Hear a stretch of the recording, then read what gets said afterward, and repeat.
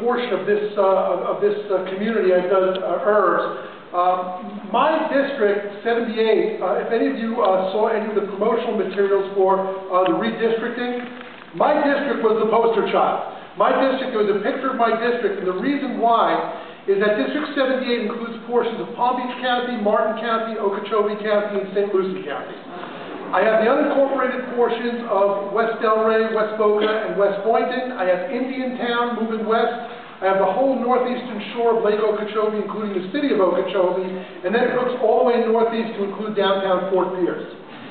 It's a 113-mile-long district, and it is a very diverse, possibly the most diverse district in Florida, because I have retirees and young families. I have the agricultural community, and I have an urban community. And as such, I have had to wear a lot of different hats, not only to keep my head from burning, but also because I have a lot of different constituents to which I answer. As Barbara mentioned, I serve on the 3 key agricultural committees because I have the largest portion of agricultural community in those 3 counties that I mentioned.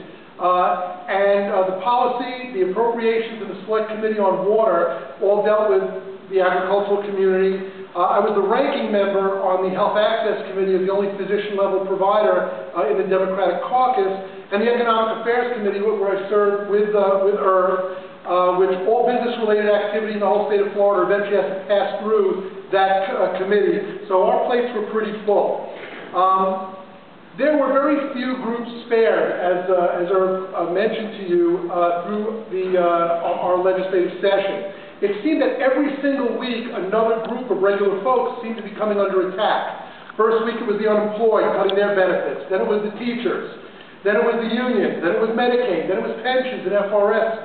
Then it was the judiciary reform and elections reform and women's rights reform. I mean, on and on. Every single week it seemed like another pillar was being knocked down. And as IRBS mentioned, the majority party had a supermajority. And as such, the input from the back 2 rows, where the 3 of us sit, was not overly welcome. But that said, I'm very proud of certain legislative initiatives that I was able to work my way through. First of all, I'm not going to ask you to raise your hand, but I know there's only 1 degree of separation on people who've been victims of credit card and identity fraud. In fact, either you or someone you know has either had credit cards stolen or their identity stolen, and it's really bad. It really can mess up an entire, economic life for somebody. And I was approached by the Florida Department of Law Enforcement Property Recovery, and they said, would you work with us on altering this law? You see, up until now, the possession of a stolen credit card, not using the card, but just being in possession of it, only was represented by the value of the plastic, 3 cents. So someone could have 1,000 stolen credit cards on them and only have $30 worth of stolen merchandise. And as a result, it was only a misdemeanor, and they weren't allowed to properly enforce this.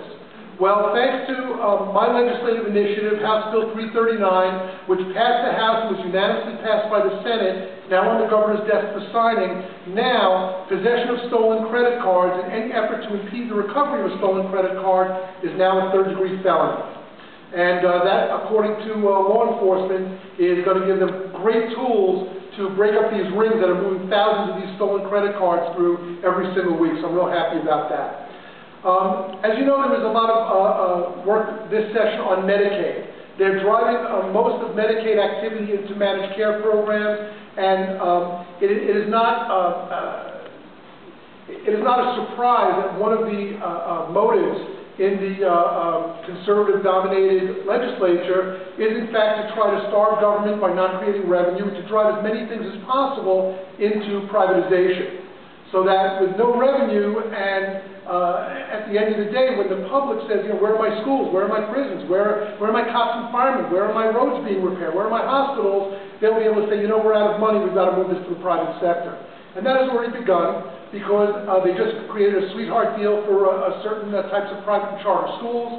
They, as I said, have privatized much of the Medicaid program and on and on. But you'll hear more about that from my colleagues. But one thing I was able to get into the Medicaid bill has to do with nursing home diversion language. Specifically, up until this point, low-income seniors who were on Medicare and Medicaid, when their activities of daily living began to deteriorate so that they couldn't dress themselves, feed themselves, toilet themselves, get around, shop, whatever, they were institutionalized. They were either forced into assisted living or into nursing homes. Well, the language that I was able to get into the bill now allows them to receive their services from nurses coming to the home. Let me tell you why that's great. Number one, human dignity. People want to sleep in their own bed, eat their own food, have their families come and visit without having to get a sticker. They want to be able to have their later years in life to be met with dignity. But from a fiscal, from a financial standpoint, the University of Miami said that the difference between the $18,000 a year it takes to provide services at home versus the $60,000 a year it takes to institutionalize individuals times the 30,000 potential applicants for this type of diversion would save the state of Florida $1.2 billion. Now, it was watered down a little bit in terms of the number of slots they made available for the diversion, but at the end of the day, I was able to get that language into the Medicaid reform bill, and I think there's going to be a lot of low-income seniors that will be the beneficiaries of that, so I'm very proud of that. Lastly, I worked on what's called an enterprise bill. An enterprise bill is basically a way to incentivize businesses and hiring to go on in economically depressed areas. Now, in the western portion of this county, we have Delray and Pahokee. And also north of us in my district is Indiantown. Now, Indiantown hasn't had a new business in 10 years, and it is severely depressed. And in the very, very last bill, the one that went out at 2 o'clock in the morning on the very end of session, 143, it did include my enterprise language. So now the city of Indiantown and some rural areas of Palm Beach County will have some incentivized programs available to them to start up new businesses, make some new hires, and basically get them up from the basement on their economic development. So I'm very happy about that. Without stealing too much thunder from the rest of my colleagues, I know my time grows short, there were a number of issues that came up that even though I believe the majority party was mandated to focus almost entirely on economic issues, creating jobs and things like that, I don't feel like there were a lot of jobs created, but there certainly were a lot of cuts made in order to meet a budget shortfall. But some of the good things that passed, we were able to get the pill mills language in, which is going to cut back on the availability of these dangerous narcotics being put into the hands of people that are either addicted to them, should not be getting them, or worse, are peddling them on our streets. So we got good language in on that, and I did vote up on that.